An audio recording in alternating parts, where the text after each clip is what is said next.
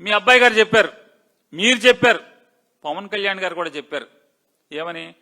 మార్కెట్లో కొబ్బరి నూనె ఎంత ఉంది, మార్కెట్లో సన్ఫ్లవర్ ఆయిల్ ఎంత ఉంది, మార్కెట్లో నెయ్యి ఎంత ఉంది, చూడండి వీళ్ళంట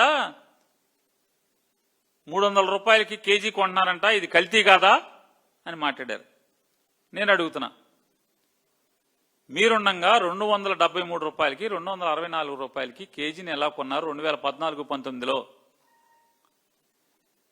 2000 మార్చి 16 ఇది ప్రీమియర్ డైరీ చరిత్ర, ప్రీమియర్ అగ్రో డైరీ. ఇది ఎందుకు చెప్తున్నానంటే 2014 నుంచి 19 దాకా ఈ ప్రీమియర్ అగ్రో ఫుడ్స్ అనేటువంటి ఒక డైరీ సిఎఫ్టిఆర్ఐ రిపోర్ట్లో కల్తీ ఉంది అని చెప్పని సిబిఐ వాళ్ళు చెప్తున్నటువంటి రిపోర్టుల ప్రకారం ఏదైతే నిబద్ధత లేదు ఈవోకి చైర్మన్ కి అని మీరు మాట్లాడుతున్నారో, మీకున్న నిబద్ధత మేరకు 2025 జనవరి వరకు ఈ ప్రీమియర్ డైరీ దగ్గర నెయ్యి ఉన్నటువంటి మీరు, అందుకోసం ఈ ప్రీమియర్ డైరీ గురించి చెప్తున్నా. 2014 నుంచి 19 దాకా మీ ఏలుబడిలో తిరుమల తిరుపతి శ్రీ వెంకటేశ్వర స్వామి లడ్డూ ప్రసాదానికి కావలసినటువంటి అవసరమైన నెయ్యిలో 90% నెయ్యిని ప్రీమియర్ డైరీ సప్లై చేసింది. 90% నెయ్యిని 2016లో 332 రూపాయలకి కేజీ, మార్చి 2016, సెప్టెంబర్ 2016 364 రూపాయలకి, ఏప్రిల్ 2017 411 రూపాయలు, అక్టోబర్ 2017 378, జనవరి 2018 320, జూన్ 2018 321 ఈ ప్రీమియర్ డైరీ సప్లై చేసింది. మరి ఇది నెయ్యా కల్తీనా? మీరు చెప్పండి. మీ లాజిక్ వద్దాం. మీ లాజిక్ వచ్చి వాళ్ళ 600 చిల్లర కొంటున్నారు కదా, మీరు ఎక్కువ పెట్టుకుంటేనే కల్తీ లేనిదని చెప్పని లాజిక్ చెప్పి, మరి మీ ఏలుబడిలో మరి కొన్నటువంటి ఈ నెయ్యి కల్తీదా మంచిదా ఏంటిది? ఇది పవిత్రమైందా? సరే, ఆ ప్రీమియర్ డైరీకి వద్దాం. ఆశీష్ గుప్తా, రేణు గుప్తా గుర్తున్నారా? ఆశీష్ గుప్తా, రేణు గుప్తా అళ్ళేనండి. చంద్రబాబు నాయుడు గారు మీ ఏలుబడిలో 2014 నుంచి 19 దాకా తిరుమల తిరుపతి దేవస్థానానికి కావలసినటువంటి అవసరమైనటువంటి వాడినటువంటి 90% నెయ్యి సప్లై చేసినటువంటి ప్రీమియర్ డైరీ. ఆ డైరీ ఓనర్లు ఇద్దరు కూడా ఆశీష్ గుప్తా, రేణు గుప్తా. వాళ్ళకి హెరిటేజ్ కంపెనీలో వాటాలు ఉన్నాయి అంటున్నారు. నిజమా కాదా? స్టేట్మెంట్ ఇవ్వగలరా? అంటున్నా.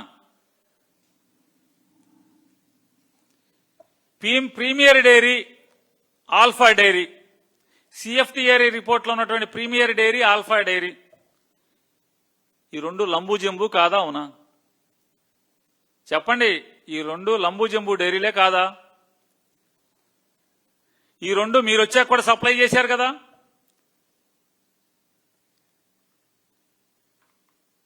మరి హెరిటేజ్లో షేర్లు ఉన్నాయంటున్నారు, ఉన్నాయా లేవా?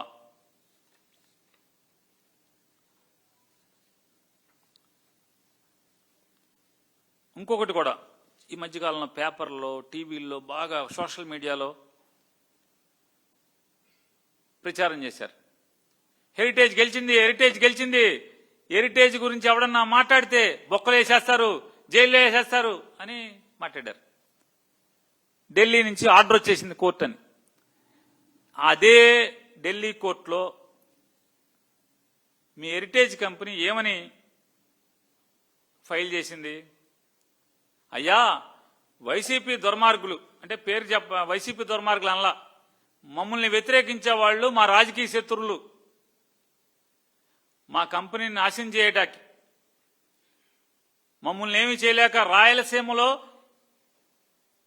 తోటలు నరికినట్టుగా, మనుషుల్ని నరకకుండా తోటలను నరికినట్టుగా నన్నేమీ చేయలేక మా హెరిటేజ్ కంపెనీని పతనం చేయడం కోసం భోలేబాబాకి మాకు సంబంధాలు ఉన్నాయని అని అలర చేస్తున్నారు. ఒక 80-90 యూట్యూబ్లు, ఒక 200-300 ఫేస్బుక్లు, లేకపోతే ఇట్లాంటి అన్ని ఖాతాలన్నీ కూడా పెట్టి వీళ్ళందరూ మమ్మల్ని అల్లరి చేస్తున్నారు, వీళ్ళు నోరు మూయించండి, ఇవన్నీ కూడా కడిగేయండి, బాత్రూములు కడిగే యాసిడ్ పెట్టి కడిగినట్టుగా కడిగేసేయండి మొత్తం అంతా అని చెప్పని కోర్టుకు వేశారు ఢిల్లీలో. దాంట్లో ఏమనేశారు, బోలేబాబా ఆర్గానిక్ ఉత్తరాఖండ్ లో ఉన్న దానికి సిబిఐ ఛార్జ్ షీట్ లో ఉన్నటువంటి బోలేబాబా ఆర్గానిక్ మాకు సంబంధాలు లేవు, మా కంపెనీకి సంబంధాలు ఉన్నది Bhole Baba milk and foods, Bhole Baba Rajasthan, SIT లో ఉన్నటువంటి బోలేబాబా ఉత్తరాఖండ్ లో బోలేబాబా, మాకు సంబంధం లేదు. మాకు సంబంధం ఉంది ఢిల్లీ బోలేబాబాతో సంబంధం ఉంది, రాజస్థాన్ లో బోలేబాబాతో సంబంధం ఉంది తప్పితే ఉత్తరాఖండ్ లో బోలేబాబాతో మాకేం సంబంధం లేదు. కాబట్టి ఇవన్నీ కూడా యాసిడ్లు కడిగే బాత్రూమ్లు కడిగే యాసిడ్ పెట్టి మొత్తం యూట్యూబ్ని, ఇన్స్టాగ్రామ్ని, ఫేస్బుక్ని కడిగేమని చెప్పి మీరు కోర్టులో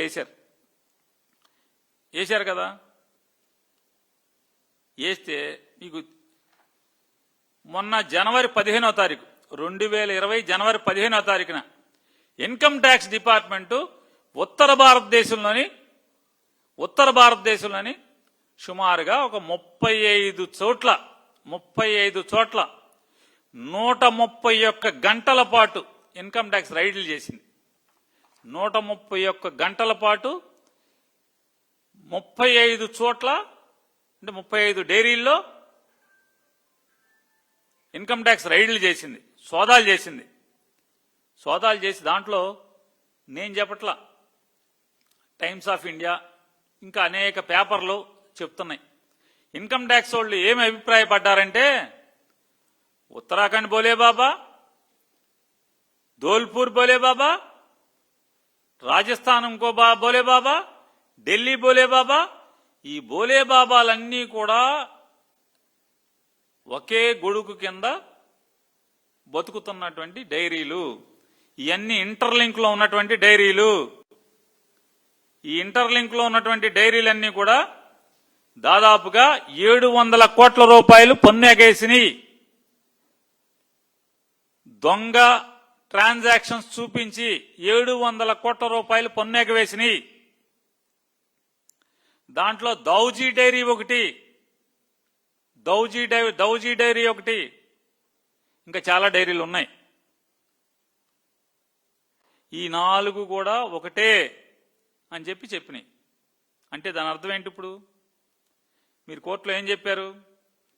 మాకు ఉత్తరాఖండ్ బోలేబాబాతో మాకు సంబంధం లేదు, మాకు రాజస్థాన్ బోలేబాబాతో అన్నారు. ఆ రాజస్థాన్ లేదురా, ఉత్తరాఖండ్ లేదురా, ఆగ్రా లేదురా బాబు, ఢిల్లీ లేదు, అందరు బోలేబాబాలు ఒకటే అని ఇన్కమ్ ట్యాక్స్ డిపార్ట్మెంట్ చెప్పిందని పేపర్లు ఘోషిస్తున్నాయి. ఇంకా ఇన్కమ్ ట్యాక్స్ వాళ్ళు నోట్లు లెక్కెడుతున్నారంట. 20 కేజీలు బంగారం ఏదో దొరికిందని చెప్తున్నారు బోలేబాబాలో, అపరిమితమైనటువంటి నగదు దొరికింది, లెక్కెడుతున్నారని చెప్తున్నారు.